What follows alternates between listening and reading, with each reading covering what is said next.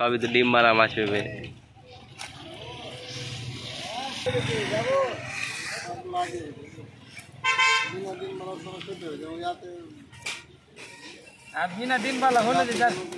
बिना डिम वाला माछ माछ पेबे ना, माछ ही पेबे ना, गोटी माछ बिक्री करते हुए।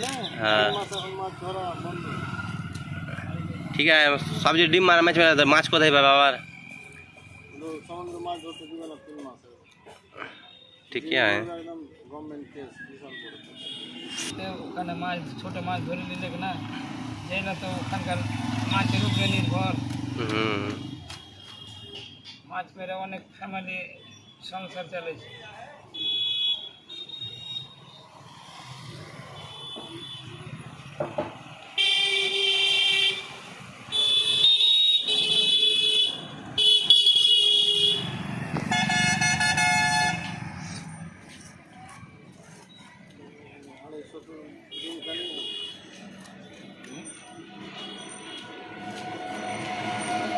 কিলো মাছটা ফেটলি কত?